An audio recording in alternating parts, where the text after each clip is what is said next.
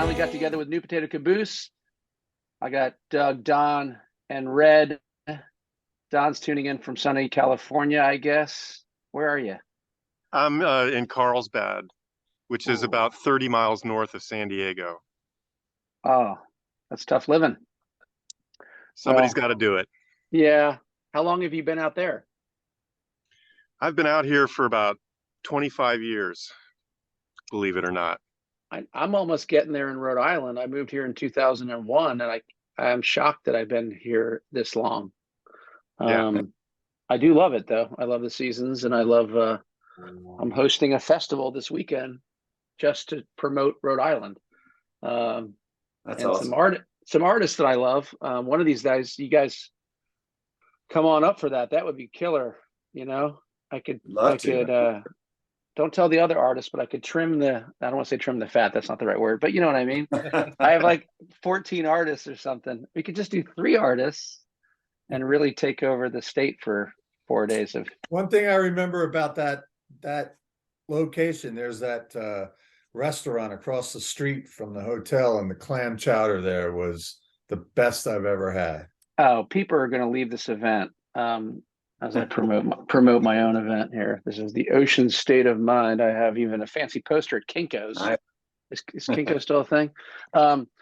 Yeah, people come here from all over the country, Ocean State of Mind, for a to sort of get the taste of Rhode Island. I thought they'd only do it one time, but now we're in year 7. nice. It's a lot of fun, and I really enjoy hosting people. And yeah, it's just crazy. It's only like 50 people and about 12 artists. So it's a real in your face 4 days. We're all going to be friends. You know, it's a good time. We should do it together one year. That'd be killer. Love Yeah. to. Well, I'm so glad you guys said yes to this John Popper PMB reunion. And you know, I won't go into it because I did on the Popper thing, but the quick thing is that he sat in with us at the Bayou. Hey, look, sitting here holding up a lamp is one of those bricks from the Bayou. Oh, Nice. cool. I don't know how I got this sent to me, but one of the contractors was like, I heard you were one of the bands that played here all the time. And they sent it to me. That was pretty cool. Wow. I used it to keep my attic door shut. And then I put it on the Marshall. It's like when people ask, where do you keep your Grammy? Well, I just keep the Bayou brick. Right. Keeps the draft out. I don't know if that works, but anyway, that being said, the Bayou is where I met Popper, and your history at the Bayou is legendary. I'd be in high school looking at those listings in the weekend section of the Washington Post, and I see New Potato Caboose listed, and I go, oh my God, what is it like to play that place? I couldn't even get in. The first time I tried, I attempted to go see Egypt because Joe Lawler at the time, their guitar player, was giving me guitar lessons. It wasn't a lesson. It was more just, I just wanted to hang out at their house in Fairfax. And I went in there as like a 16-year-old. And I thought if I put my brother's Virginia Tech sweatshirt on, I was such an idiot. I thought that was a good fake ID enough. And that woman who you guys can shed light on her that managed the place, she threw me out in 2 seconds. Yeah. Lois.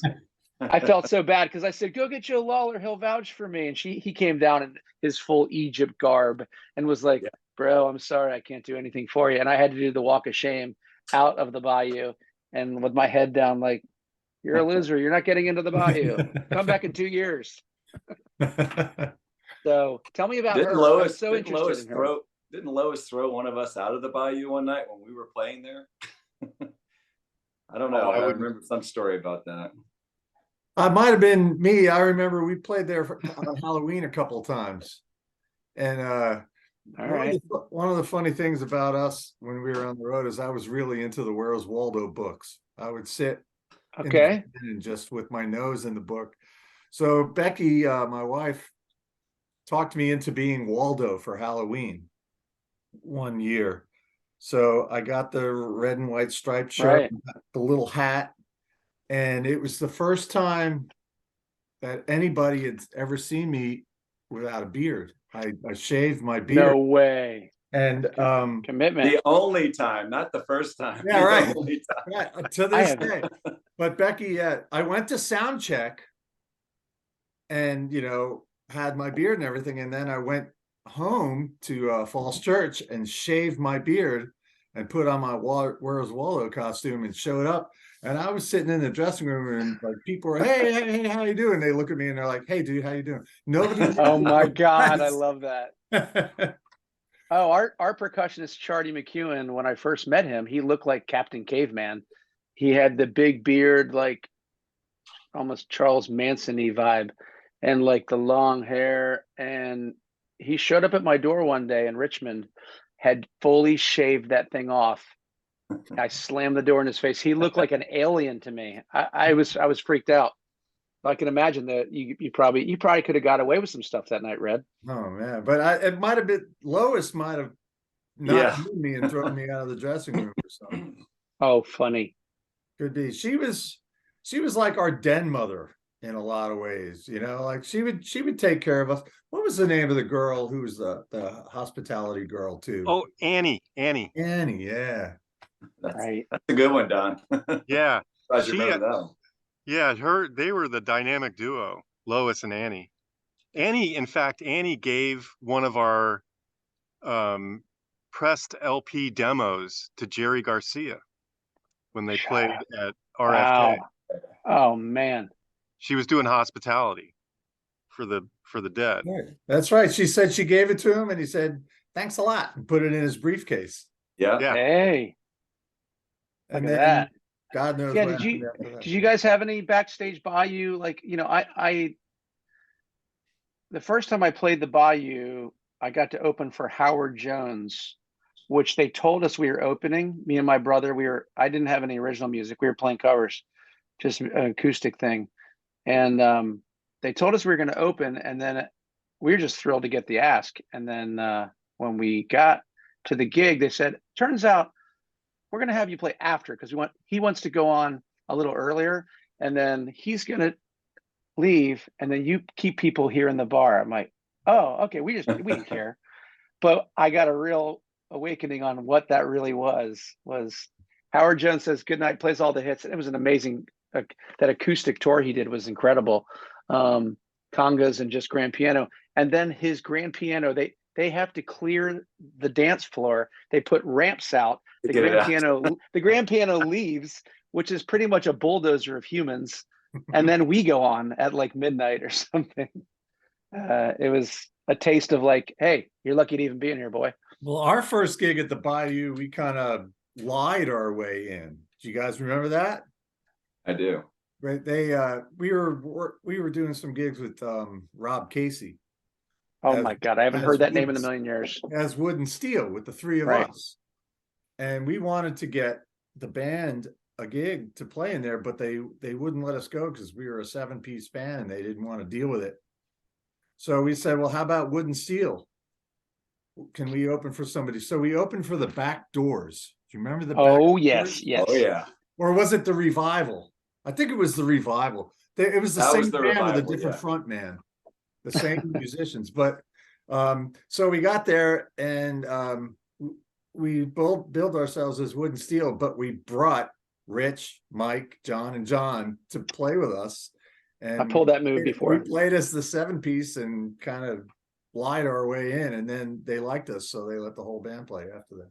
Well, we brought a lot of people from school, and they're like, "Wow, these guys draw people. Wow, we'll have them back."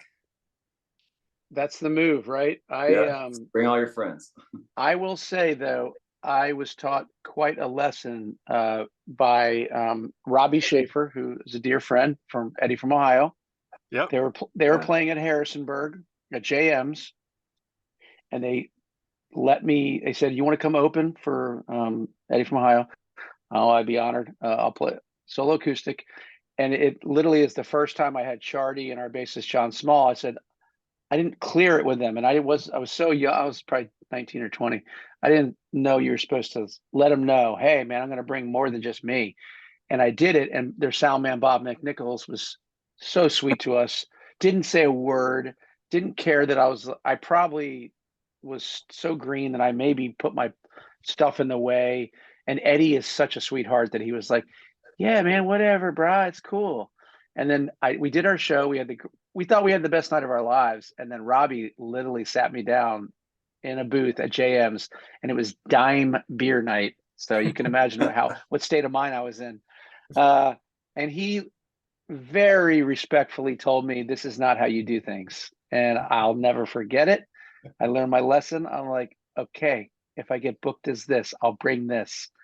He goes, because Bob McNichols, our sound guy, is we don't want to make more work for him because he's such a good guy to us. He takes good care of us, and he will do anything for you, but we don't want to put that on him. And that was a great way to put it out there to me. And I remember working with Bob. He was a great guy. Oh, Whatever believe me, I called him. Oh, he was going to come and help us out. He still might come do monitors. I'm laying the pressure on pretty thick. That would be really So, cool. I'd we'll love see. that. Yeah, he might show up. Yeah, anywho. Well, so you guys are back on the road. How different is it from how does it feel now versus back in the day of like grueling touring? Well, as you can see, we're all over the map now. I'm in Charlotte, Red's in Hopewell, Virginia, and Don's Right. out in California, and the other guys are spread out too. So it always starts with us all traveling and reuniting, Right. starting from there. So that's a lot different. But yeah, I mean, luckily we're not having to do it in a van and a trailer anymore. We're just kind of getting ourselves to the gigs Right. on our own, and not having to live in a smelly van, which I definitely appreciate. But it feels better than ever, though, Pat. I mean, as you probably feel this too, when you get together with your people, it's like we're older, we're more, we listen better. I mean, we're better musicians. I mean, because we've been doing it for a long time, and I just feel like it's so much more fun now than it ever was because of that. Right. There is a level of appreciation, and just sort of like, well, we've all gone through a lot of things since then, that everything was so hyper focused on the band back in the day.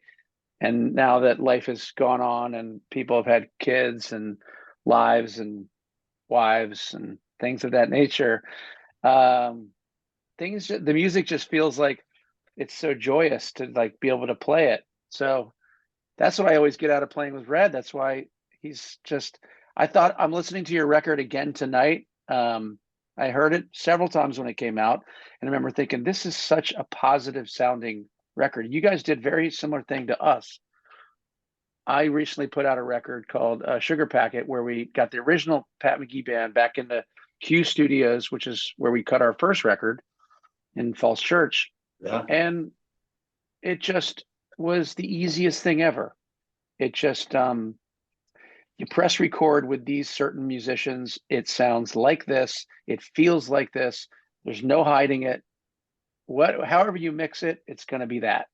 And when I heard that record tonight, intently listening with buds in, I'm just like, this thing feels like the best time ever. Like from the first two bars, that record of yours you put out, like you said, you feel like this is the best stuff. And I agree with that. You must get the question, what's your favorite song you ever wrote? Or what's your favorite album you put out? And if you're, unless you're like gave up on music, you want to say the thing we just did is Right. what we think, right? I agree. So talk about that. Well, it's like, Go ahead, like Don. you said, you get these people together, and it's like butter. I mean, it really is. And a lot of the old feels come back, and but it's almost without like a lot of the baggage and stuff like that we had back in the day when we really had we were trying too hard, basically. And so now it feels a lot lighter, looser, and like we're there for the right reasons. And I think that translates into the tracks. And we really put our heart and soul into it. And getting a lot of help from John Alasia also really helped. He's a great dude in the studio. He a great producer, and he's an old friend. So it had that back in the day feel to it. And I think that he has a real talent for drawing out the best in the musicians, and I think that just shined through on the record. Really proud of it. Yeah, you should be. It's Alasia does have. I love that he did that for you guys. I love that he probably felt as much of a part of the band, and maybe you felt that he was part of that band in that 100%. moment, because Totally. it really feels carefree, and it sounds effortless, that record. Yeah, that's what I was going to say. When we get together and play together, even though we haven't seen each other for months, when we actually put the gear on and start playing, it's like riding a bike. The difference between now and back in the day is we're really glad to see each other. You know? We're not living with each other. So when we get to, hey, how's it going? What's going on? It's really good to see you, and really good vibes. And then combine that with the nuts and bolts of playing together. Right. That happens easily. So there's a really good feeling behind it. I think that vibe really comes out in the record, the vibe of being there all together, the brotherhood of being, in the studio, living there for 2 weeks, waking up and cooking breakfast with each other. I mean, we were just soaked it all in, went on hikes in the woods, Yeah. Yeah. Let's talk about that. Haunted Hollow. I made a record there. It's a magical place. Red, we were going to head there with that record we did with the section, but because so many guys said, hey, we'll do it, I wanted to make sure LA was good for them. But even Russ Kunkel said, are you telling me I can go to the Dave Matthews Band studio? I love that band. I'm like, you're in the Rock and Roll Hall of Fame, dude. You should go to any studio. And he said, oh, I would love to go there. And then everyone else got on board, and we ended up in LA. But Haunted Hollow in Charlottesville has a thing that's like, it's probably top 2 for me is for my next record. Honestly, it just feels home. It's got this thing about it. So talk about that. I'd definitely go back there in a heartbeat and do another one. I would say Bagby has a lot to do with that. He's a great host. He makes you feel like you're important and you're special while you're there, even though he's the important guy and he's the special guy. We played something, and I was playing the piano, and we were listening back, and I was like, man, some of the guitars are out of tune. Something sounds out of tune. We were all listening. Yeah, something's out of tune. And we soloed each track, and the guitars were right on. It turns out the piano was a little out of tune. And Bagby was noticeably upset. Oh, yeah. He was like, oh, no.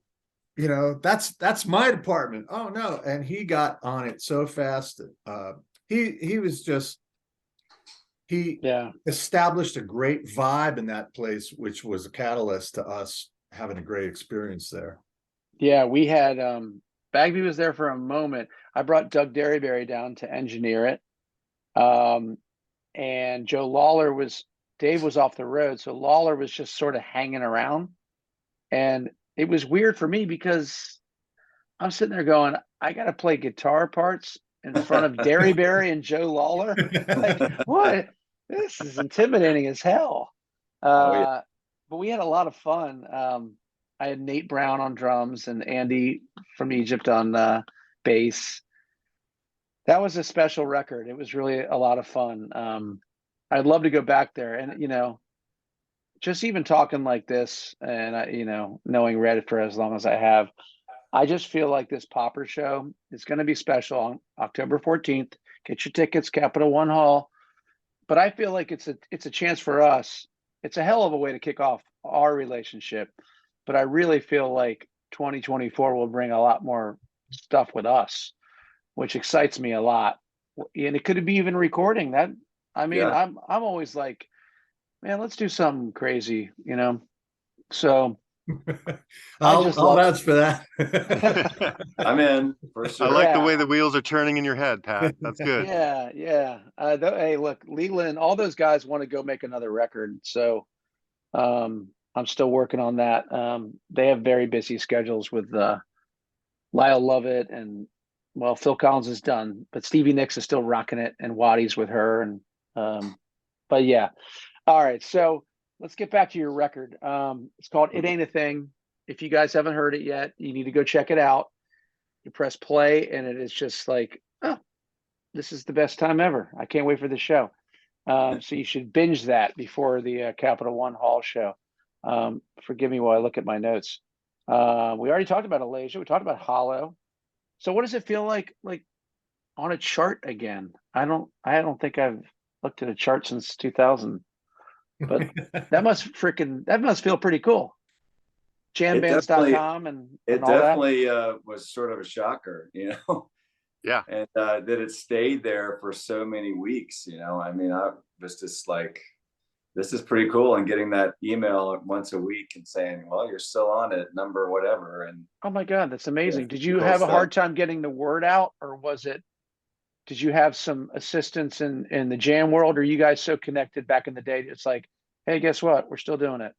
We had some assistance for sure that helped us get it out to the radio stations, all the independent radio stations. And but the lucky thing is they don't have to play it, but they did, so which is nice. Yeah, I'm gonna need that phone number. So whoever you talk to, Absolutely. somebody actually does something in the music business that they said they're gonna do. Yeah, I mean, Incredible. it definitely wouldn't have been where it was without this guy pushing it. So it was worth it. Well, it's a bummer that we all rely on those people to do that extra, like, hey, can you deliver this piece of mail to that guy? Otherwise, he's never going to read it. Back in the day, in 1600s, like I never found out about that because no one told me. And now we fight that with even social media. Look, I'm trying to promote the show, and we get it's hard to get around the algorithms, which it makes my head explode thinking about it. So Yeah, it's a different industry now, but we got a lot of help, and actually we got a lot of help from you too. You gave us the model for doing our Kickstarter campaign. That's right. That helped us Yep. do this, and glad you all we did it. leaned on you a lot for how to approach that. So thanks for that. Cheers and to that. Sorry, I'm having my wine now. The with the nature of things too, one of our goals going into doing the record was to get some better gigs, higher quality gigs. Right. And it has been parlaying into that. We've been playing some better shows. We did the Dark Star Jubilee last summer. Yeah, tell me about that. How was that? What was that all about? Oh man, it was fantastic. It's in Ohio, at the Buckeye Lake. You've heard of Buckeye Lake, yeah. Oh yeah. And so, big stage, lots of bands, a great crowd, just all day music, and really just kind of a cool mellow vibe to it and stuff. And, it was, kind of what we've been hoping for in doing this record. It's and Tim so, Walther's festival, and Tim Oh my God. Tim used to come and see us, and we were one of the first bands he booked when he was just getting started. And when he came out on stage and introduced us, and he nice. said, I don't know, I don't care if you guys like these guys, but I brought them here just so I could listen to them. I like the honesty. Yeah. So we owe a lot to him too. Absolutely. Well, yeah, Walter was an early player in the festival game, getting artists together that he loved. Yeah, that's fantastic. I love that he's doing that. That's so cool. Yeah, I got a call tonight from. Are you guys familiar with Alan Paul? He's a historian of the Allman Brothers and great writer. He's got a book called Brothers and Sisters, just came out, talking about the making of Brothers and Sisters for the Allmans. And he wrote a book on Stevie Ray, and he's a great guy. But he has a band called Friends of the Brothers, and they do Allman tribute shows around the country. And he just reached out and said, hey, would you like to come to the show in Boston? And it's, that community of the jam world is something that I always connected with. And then when we signed to Warner and we went down that 90s path, and you know, I certainly was, I'm a guy who likes everything from, I could sing every song, every word of the Squeeze singles record, to Beatles, to, you know, Widespread's records, to Kiss, to Zeppelin, to Bad Brains. I like it all. So I do feel sometimes like if you can get back into where you started, it feels damn good. And I bet it felt real good to be on that stage in Ohio, doing your Yeah. thing. And we look forward to this show, because I feel like this show in October, on October 14th, it feels like it's going back to that world. You know, Yeah. Red, you played with me. I know, you know, it's like, well, I have the form of the song, and then it just goes in wherever. Yeah. And you're so willing to just roll with that. I love that. Well, you always have the best players. I mean, I've played with the Pat McGee band, whatever that is, that Right. week. And every time I do it, I have a great time because you have killer players with you all the time. And one of the funny things is, what key are we doing it in tonight? You know, I always use you as an example. I'm like, well, Red can play in any key. I'm like, he's the only guy up here that can do that. Well, hopefully we'll all be in the Pat McGee band on the 14th. Well, dude, we will all be up there together for sure. I have some stuff worked out, and I know it'll my head will be spinning after this conversation.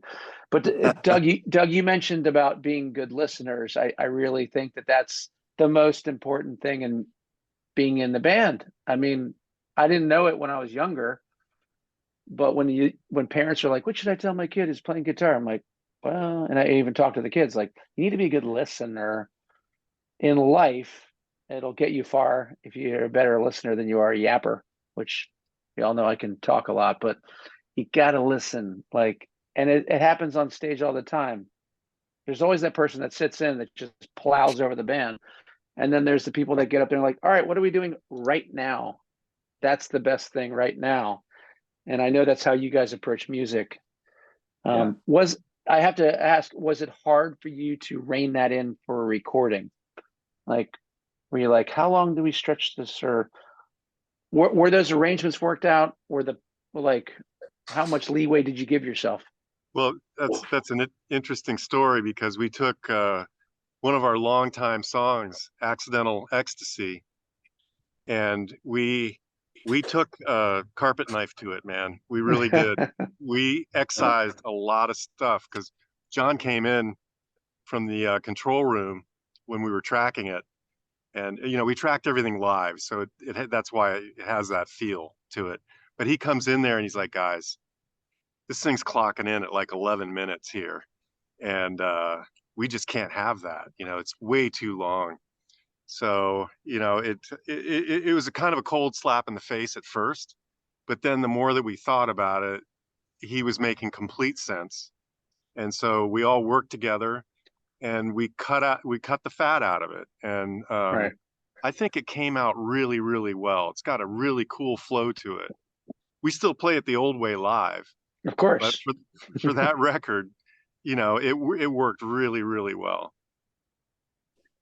Yeah, that is a hard thing to capture. And it's one of my goals for the next record is that I almost want to do a Derek and the Dominoes thing where you're just like, hit record, we're gonna play.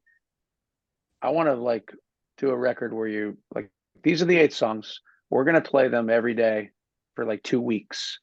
And if you have to cut and paste some parts, cool. But if some moments happen, it's funny. I've been talking to I'm a caveman when it comes to technology with anything, but definitely guitar gear. I'm like, I wish there was a pedal I could hit during a show, because we hit these moments where a melody is played, um, and something happens live, and this is something I want to record on a record, and I wish I could record that in that moment. And I saw an interview with is it Mike Gordon from Fish? Yep. He has a pedal that he can hit record and capture what they're doing in that 30-second moment, or whatever the moment is, the little riff that happens and the feel of it, because it's hard to get those moments back. I love that they happen, but it's a bummer if you can't wake up the next day and be like, what was that last night at the end of whatever? Yeah, and you don't have to go searching for it on the tapes that you made of the show. You can go right to it. That's a good Yeah, idea. yeah. Oh, you forget that. I got no talent. I have no patience for that. Yeah. But that would be a cool thing. There was one feel I was getting from your records, and I have to ask Doug. I rolled into Meriwether Post to see Little Feat open for Jimmy Buffett in 1980 something. Yeah. Maybe 87, 88. I don't know. But my memory is two things. My brother in the parking lot convincing me that I had to smuggle in margaritas that were frozen in a freezer bag flat and stick them down my pants because I looked like I was 12 and there's no way they're going to pat me down. So I'm walking in like kind of doing a shuffle because I have frozen like essentially like they felt like I had stuffed like lunch trays down my pants and they were frozen. And I look up and I see you. Of course, I'm not totally sure that's who it is, but my brother goes, "That's Doug from New Potato Caboose right there. We are in the right place." And that's my memory. I look up to you. You had this like suede hat, and I'll never forget it. I look at you, I'm like, cool. I guess I'm cool. I'm walking into this show. I have booze down my pants. Doug is here. I'm in the right place. And You didn't say hi? I was terrified, and I was frozen. You didn't have teeth. Never mind. I'm sure there was lots of parts you I didn't have. No, they crept up. But no, he didn't. He wouldn't even say hi. But I just thought that was like the fact that you reached a status that if some rando sees you at a concert, you're like, I'm in the right place. Doug is here. I thought that was pretty awesome. And it didn't leave me. And it came back to me tonight because when one of your tunes kicks in, I'm like, oh my God, Little Feat. And I love Little Feat. You guys must have some sort of Little Feat running through you in that band. Well, A yeah, lot of people say that track sounds like a Little Feat song. That it ain't a thing. Yeah. Yeah. Well, I remember we recorded that originally at the studio without slide. It was a lot of the same part. Tim played a lot of the same parts, but he was just picking them. And John was like, I just hear slide. It's your slide. And we were, someone was like, well, it's much like Little Feat. And we're like, well, Little Feat didn't invent the slide. Who cares? And let's put the slide on. And as soon as that happened, we knew this is going to be the single. I mean, as soon as we put that track on, it was over. Oh, he played the hell out of it. It sounds fantastic. Yeah. Yeah, we back in the day, when we were just cutting our teeth, we opened up for Paul Barrere and Catfish Hodge at Oliver's in Fairfax, and we got to hang out with Paul Barrere for like all afternoon and evening and stuff. He was such a sweet, great guy. Oh, he's an absolute sweetheart of a human being. We used him on that record and that we made out there, Red, and then I asked him to come to Down the Hatch. He goes, I'd love to. And he came to North Carolina, him and Fred Tackett, awesome. And we got to be Little Feat for the night. Like, I mean, that's it for me. It was an amazing moment. He and Fred came to the Beacon and did their duo tour. Yeah. And I got to go up to him afterwards and told him, hey, I'm Red. I played on the Pat McGee record. And he was like, oh, yeah. He loved that. I was fortunate enough to have the opportunity to play golf with Paul and Kenny. We spent the whole day together. And that was an amazing afternoon because, they've met and seen everybody. And Kenny likes to, he knew I was like, in a band that was influenced by the Grateful Dead. And he's like, he liked to tell all his stories about hanging out with Jerry Garcia. Of course. And so it was a nice afternoon. And I don't know if you know this, but they were really great and good golfers, and they play all the time. In fact, after they unload the semi, they unload the semi and they set up a range in the back of the semi and hit balls into a net every day when they were touring. Damn. Well, that's good. It's better than sitting around Yeah. doing nothing. And that's good. Athletic ability at that age, and it's like being good at golf. It's something that I didn't. We were on tour with the Allman Brothers. My brother and my father played golf a lot. My dad really played a lot, and I could never have the time for it and didn't have the patience. And then one day, Kirk West, the Allman Brothers road manager, says, "Hey, you're from Richmond, Virginia. Dickie and Greg want to play golf tomorrow. Do you want to play with us?" And I looked at him. He goes, "You play golf, right?" And of course, my answer was, "Oh yeah, sure." What? No, I don't play golf, but I'm definitely going to go to that. And I called my dad. I was like, "Dad, driving down to Richmond, you're playing golf with Greg Allman and Dickie Betts. This is going to be the greatest day ever." And he comes down, and of course, those guys had a hell of a night and didn't get up for the tee time, didn't show up. So whatever. We were still on tour with them, and I never gave him any shit about it because I was just like, I'm not going to say anything. Right. But it's amazing how many musicians got into golf, and I'm not surprised when Red says like you were into Where's Waldo because you're so meticulous in your playing that having the patience to look at a Where's Waldo thing makes total sense to me. That you'd have that kind of patience. I would not have that kind of patience. But well, when you got a 6-hour drive and nothing to do. Yeah, free internet, right? Yeah, you're like, Free I'm doing internet, this. Yeah. But yeah, so the resurgence, it must feel great to be back doing this again, right? It's like,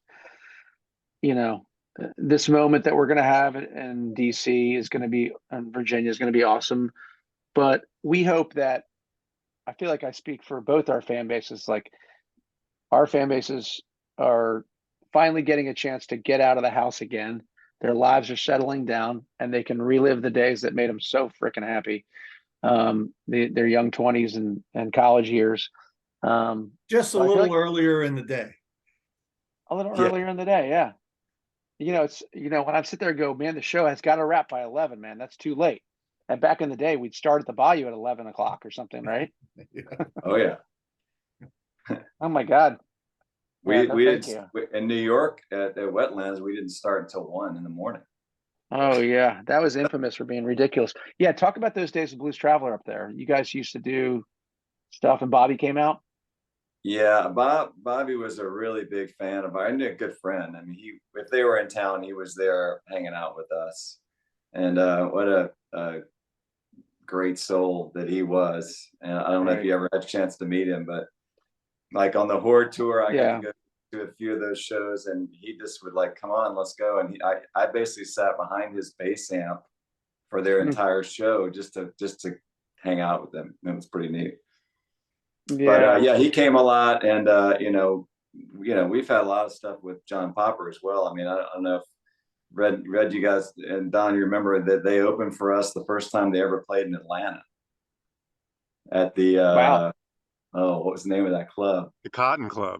The Cotton Club. You're exactly right. Oh yeah. And he played like the second half of our set with us, and of course he didn't know any of the songs, but he tore it up. All right. So what was that? Was that the first time you ever heard them live, or had you heard the record? Did you know what you were in for? The first time I heard that band, I remember where I was. It's one of those things where you remember where you were. Yeah. I was in Charlottesville at the Tracks, and we were setting up, and they were playing it over the PA. And I was like, "What is that?" They're like, "That's a harmonica." I was like, "You're kidding me." And it totally blew me away. And then I got them listening to the whole album like the next day, and we were like, wow. And they were not, big yet. It was just, yeah. But I remember where I was the first time I heard that. I think I saw them in the in Baltimore at the 8x10. We were playing. We were playing at Congress Street, and we heard they were playing at the 8x10. So we sound checked and ran up and saw them, and it's like, I remember that too. Wow, I think that's my first time seeing them. Like you know, a club about the size of my downstairs of my house, you know, Right. really tiny place. I saw them at the Bayou several times because every time they played the Bayou and we weren't on the road, I was there because that I don't know, it's just one of those nights where, you know, I was always amazed because we always played 2 sets, you know, an hour and then like an hour and a half set. They would just get out there and play for 2.5, 3 hours without stopping. And I Right. was always amazed. They're not taking a break. It's like, really? Right. Pretty cool. Yeah. we did I mean, go ahead, well. Don. We went on later, you know, after, you know, getting to know them a bit. We did a bunch of co-bills with them as well. The Yeah. Bayou, the Chestnut Cabaret stuff, and then they were on a faster escalator than we were, you know, so we kind of waved to them as they went by, and off they went to have a great career, you know. Yeah. They well, two things about that cabaret show. Popper did admit that, yeah, I remember that Jägermeister contest. I believe Yeah. we did win, and he admitted, like, we had a thing back then for that. We'll just roll right by that. But you know, but listening, I've always been a massive Blues Traveler fan. My brother went to some sort of house party at Princeton, came home with a CD, played it, and we both looked at each other. And my brother's almost 5 years older than me, but he was pretty much my, like, between him and my sister, they were the reasons that I have the musical influences that I do. He played that thing, and we both looked at each other like, okay, this is like, it's like when you heard Living Color, you're like, all right, there's like something new here. Like, what is this? And it was incredible to see them just, you know, I think it's kind of great that, like, the fourth, or is it the third or fourth record? Four, I guess it was four, since they called it four, had the big hits on it. But anyway, obviously, big hit, Sweet Pain, and I like the trajectory. It was like the perfect jam band trajectory. If you're gonna get there, so few of them do, Yeah. you know. I remember we were playing, I think, in Atlanta at that place, the place that was the Masquerade. We were playing at the Masquerade. We were Right. backstage, and somebody came and said, "Blues Traveler is going to be on Letterman," Yeah. and we were like, "Oh my God, really?" So we like made sure we were able to watch the night Right. they were on Letterman, and I'll never forget Popper sitting in on the side and Letterman saying, "Dude, you're incredible." And the camera went over to Popper, and Popper just kind of went like he didn't know what to say, you know, because David Letterman told him he was incredible. And that was so him, you know, he was just like speechless. He was like, You remember only Popper, John, and Chan played on that first night they played on Letterman. Oh, really? They played with the Letterman's band, so Brandon and Bobby weren't on the show. I was kind of like, oh, that's a wow. bummer. Yeah. So it was more of one of those sit-ins that they used to do with the World's Greatest Band, or they called it? I mean, they called it Blues Traveler, and they came out, and you know, they did But Anyway, and Chan did a solo, and obviously Popper like blew it out of the world. But yeah, I mean, it was great though. I mean, that was their first big thing. Yeah. Because they were still in the clubs and everything then. Anton on drums. Yep. Will on bass.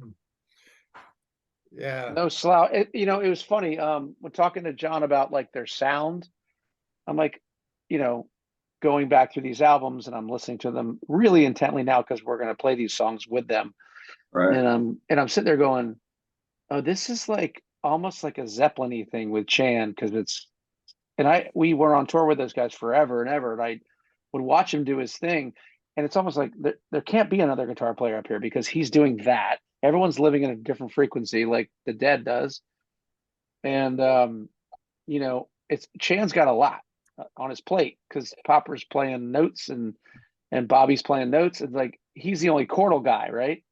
So he's got to do it all, and listening to it, I'm just sitting there going, man, I asked him, I said, how did you guys come up with this sound? Did it come naturally? He's like, well, Chan wanted to be in Led Zeppelin. Bobby wanted to be in the Dead. I wanted to just do what I do. And I said, Brendan was just, I'm like, that guy is so rock solid. It's like, He he's is the the only best. thing keeping us together. Yeah. Yeah. Otherwise, we are just a bunch of marbles rolling away, right? Yeah. It's true. All three of the other guys were just all over it, but he was always right in the middle. It's nice. I haven't seen them in years. I'd love to see him again. I know. Well, they had that tour with Big Head Todd, which I love seeing that those guys are out playing together. And they kind of don't ever come off the road. So, I'm sure our show with them will give them quite the lift and everyone will go see them. Right. Love it. I'm really glad Well, that you got that together. And I'm super glad that you asked us to come along. Yeah. oh, for sure. all right. So I have to ask about Jerry Garcia. So who met Jerry Garcia? That's you, Doug. Red, myself and Red met Jerry. Did it not go as It's planned? sort of an embarrassing story, but it's a fun story. I want to hear it. Well, we went to the Jerry Garcia band show at Constitutional, and after the show, we were outside. We saw everyone was gathering around his bus, so we saw the bus. And we saw him getting on the bus with all the rest of the band. Like, okay, cool. And then we're like trying to head back to our college dorms, and we're just kind of going through the streets of DC, sort of lost. Red was driving the boat, we called it. It was a Land yacht. 32-foot like brown station wagon. And suddenly there was that bus at a stoplight turning into the Mayflower. And we're like, let's just pull in behind it. And I'm like, no, let's not bother him. But Red's like, F that, we're going. Yeah. So we all jumped out of the car, and so yeah, Melvin gets off, the ladies get off, the band was on the bus, and they all go into the back of the thing, and the bus driver's like, yeah, he's coming, Jerry's coming. They all go in, and the door closes, and so Jerry comes off, and he's like, sort of keeps walking and says hi, and shakes hands and everything, and then he goes up to the door, and it's locked. So he sent the bus driver around to the front of the Mayflower to get them to open the door. And so we had all that time to just talk to Jerry while we were on the street. So we got lucky that the door was locked, and it was a nice little thing. But we were like, completely starstruck, and we got this autographs and all that kind of stuff. And I just remember really putting my arm pleasant. around him and putting my hand out, and he was signing an autograph. And I was like, this is pretty cool. But the embarrassing part of this is what we left him, went back to our dorm room. Of course, we're partying, it's late. And so I'm like, I'm just going to call the Mayflower Hotel and ask for Jerry. So I had this red, like, phone. Remember the red phone that was in my dorm room? I called the Mayflower Hotel, said, Jerry Garcia, please. And right away it went ring, ring. And he goes, hello? Oh, like, my God. And then I was like completely shocked and silent, like, That's exactly how you looked. And I said, Jerry? He's like, yeah. I'm like, this is Doug. What the hell to say? But he was really nice about it. He's like, oh, well, I was waiting for a call, so I need to go, but I said, well, we saw you downstairs before, and sorry to bother you. But anyway, that phone was always it lived on in infamy for a long time, because that was the phone that Jerry Garcia talked on. Yes, those lines should be coated in right all the glory. That's amazing.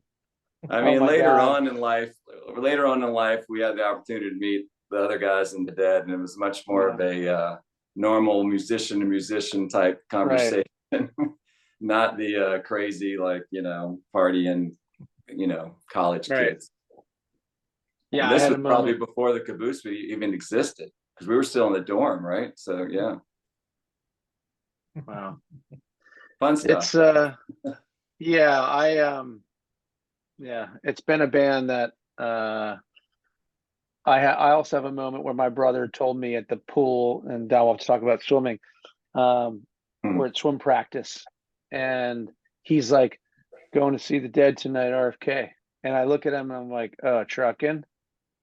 and he literally grabbed me like, he's not a violent guy. He's such a loving brother. He's like, bro, there are so much more than trucking. And he said this to me, and I was like, I'm sorry. And from that point forward, I just was like, I guess I got to figure this out. And I remember getting Reckoning, and Reckoning it changed everything for me. I was like, I probably at the time was playing a lot of acoustic gigs. Dylan's Cafe. You guys probably played there in Georgetown. Yep. I feel like Wood and Steel posters were there. Derryberry and Alasia would play Sundays. Yeah. And my brother and I used to play these acoustic cover gigs. And I got into Reckoning, and that was it. It's like, I feel like this, having started there, it's a great foundation. If as an acoustic player and as a performer, you're like, listen to this live. Just this moment is so special that's caught here. So that's where I started. And then I still listen to Reckoning. I pull that up all the time. It's just like China Doll, and some of the things on there are just gorgeous. That's It the really first, carries you back. that's the first introduction to the Dead I had, because I didn't know about the Dead until Doug and I lived across the hall from each other in our dorm, and I would go over to his room and hang out, and he played that, so we would start playing it together. And Right. I knew how to play most of the Grateful Dead music before I really heard any of it. So the first concert I went to go see, I was like, oh, we play that. Oh, we play that. Oh, we play that. Right. So yeah, Reckoning was what hooked me and reeled me in. Yeah. Well, I have a great memory of you guys got back together and did a show with Blue Miracle at the State Theater, Falls Yeah. Church. And I don't know how many, maybe 10 years ago or more. And I had family down, and you guys were playing, and we all came out, and I don't think I got a chance to say hey, but we loved the show, and the energy was so good. I'm like, these guys are so freaking good. It's just such a great night. And I love the Blue Miracle guys. I tried to get Blue Miracle to do the night before us, but we got too much going on with this 14th show. Because I'm the guy that's just like, how much more can we do? Can we do a late night show with Blue Miracle? Maybe get like Cool. because they got that killer outdoor bar outside of Capital One, but they don't go super late. But we'll figure it out. I'm sure we'll probably morph into some other band after the show. So I'm leaving that. Yeah. Awesome. Who's got the party room? Well, I had to fill John Popper's rider for his room, so I'm gonna officially say it's his room. Sweet. Makes sense. I mean, Is there a bottle of Jaeger in there?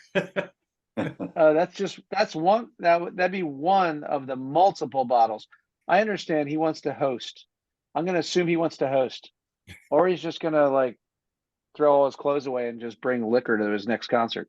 Nothing wrong with that. So Don, let's talk swimming, man. Yeah. You swam NVSL? I sure did, from the time I was 8 years old through 18 years old. So you did too, apparently. What was your pool? Well, I started at Meadowview over in Alexandria, which was Colonial League, and then we moved to Lake Barcroft. I didn't live in Lake Barcroft, but I lived across the street, so I somehow got into that pool. And my brother and sister and I all swam for Lake Barcroft, which was Colonial League. NVSL was like the other league. And it's funny, I have like ticket blocks for the York Swim Club, which is my winter program, Right. Lake Barcroft. My dad hit me up this morning. My dad just won my dad's 81, and he won the Masters of the East. Like, he swam 900 free. He's still swimming like a maniac at 81 years old. Wow. Which is My awesome. mind is blown. Wow. That's fantastic. I know. He'll be like, well, it wasn't a very good workout. I couldn't get to 2,200 yards today. I'm like, I didn't do 2,200 yards last year. Right. Right. Yeah, I did. I swam, and then I ended up I ended up coaching the team that I swam for, Holland Meadows. I ended up coaching for a couple of years too, so I kind of brought it full circle in that way. A lot of Yeah. fun. Coaching swimming is something that I think one day I'll go back to. It's the last real job I had before I said, all right, fine, I guess I'm gonna strum a guitar for a living. But I was coaching Truro in Fairfax, not too far Hmm. from that Egypt house. And I loved every second of it. It's a unique sport where you have 5-year-olds and 18-year-olds co-ed on the same team, all mentoring each other on different levels. I got so much out of swimming. More so, I mean, more just the how to live your life than the Yeah, actual swimming. I got the shoulders that are hurting from this, but yeah, you know, uh, I love whatever. it. Yeah, Worth it. it taught me a lot about life in general and people and stuff, and working at the pool. It was like Yeah. a primer for life itself. So one of the most valuable things I've ever done. Plus all that solitude when your head's just submerged and you're just, I get it. I mean, you think about other sports that you practice or you go and scrimmage basketball, or I played hoops in high school, but nothing like swimming to be like you're in your own head for every moment of it, you know? 100%. I had music in there that I was rolling music while I was swimming. It just seemed natural to me. I just Right. play music in my head. Yeah. And now they have those underwater pods. I've never tried them, but I hear they're pretty cool. Um, but I'm like, yeah, the actual solitude was good. It's like when I teach my son who's 10, well, what do I do? Stare out the window and use your imagination. I don't know. Like Right. if the hotspot's not working in the car, the iPad's not working or whatever, right? Well, Oh, just, you know, I think it's great that you've got all your old swim buds coming down to the show. oh yeah. I wasn't bold enough to be like, hey, let's have a workout because I don't want to, I want to live. I choose life. So My you mentioned the Egypt house. oh Did you yeah. ever hang out there? I lived there. Did you know that? You did? I did for Is it several years. Iva? Iva Lane. I lived on Iva Iva Lane. Lane. Oh Yeah. my God.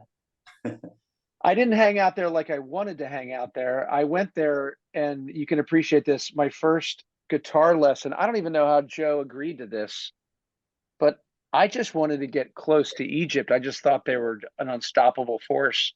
Yeah. And I thought he could show me something on guitar. I had just bought a Strat at Southern Mute. What's the? It's like a left-handed guitar shop just past Venemans in Springfield. It didn't last very long. I bought this Strat. I was so proud of this Creme Strat, and I walk in, and Andy goes, "Creme Strat, sweet." I'm like, validation, and he goes out back, and they're playing volleyball with like random women. I don't even know what's happening back there. It's like a college campus, and Yep.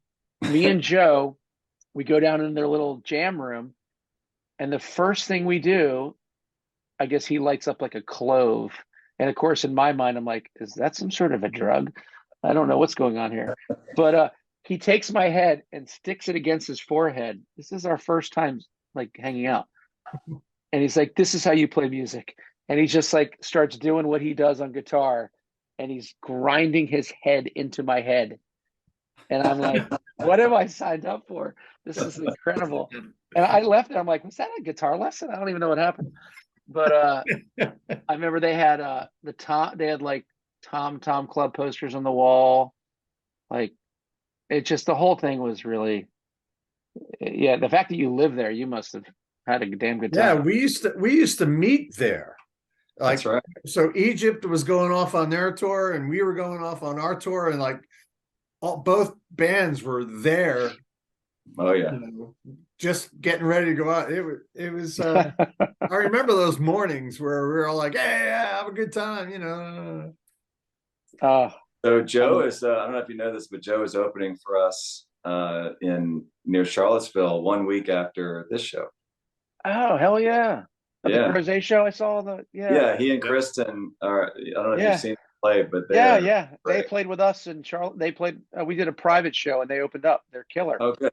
Yeah. Yeah, killer. We've done this up several times with them, and it's a great way to open our show. Well, you must know Joe is really into the pho noodles, and he Oh came yeah. through Providence. Dave came through. That's where they were. I don't know where they were playing, but I took Joe out guitar shopping. But he's really about. I know where to go to get pho noodles, so we're going there.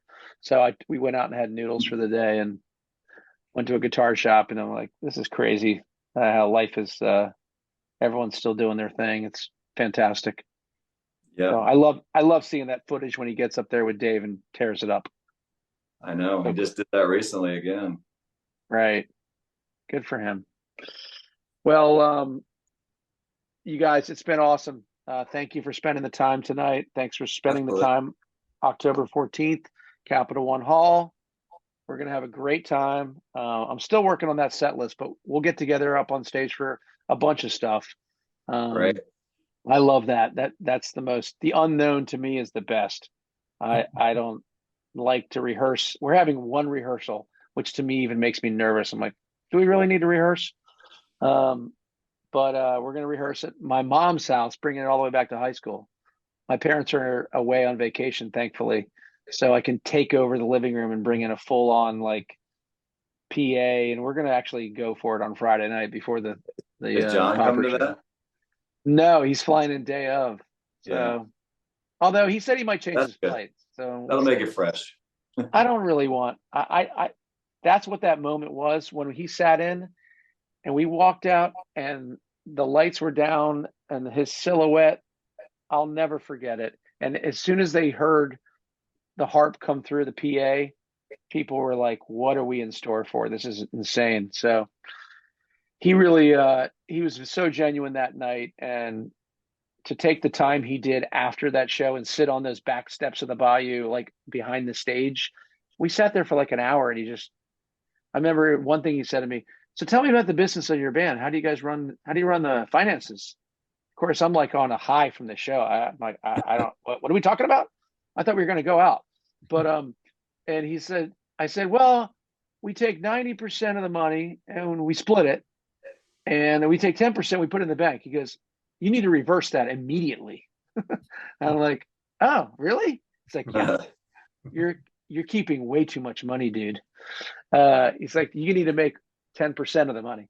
So and you need to become friends with Bill Graham. And then make friends with Bill Graham, and have Carlos Santana sit in on your record. You know, there's a few other tips there, but yeah, they were very sweet to us. Traveler taking us out, giving us the opener at Red Rocks was like a life-changing moment for us. That's amazing. Red and I, our friend Chris Williams, our old drummer who passed away. I have a picture I posted just the other day of Chris standing at Red Rocks being like, look, we're going to play here one day.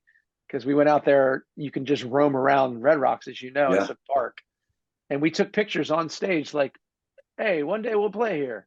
And we didn't think that actually would happen.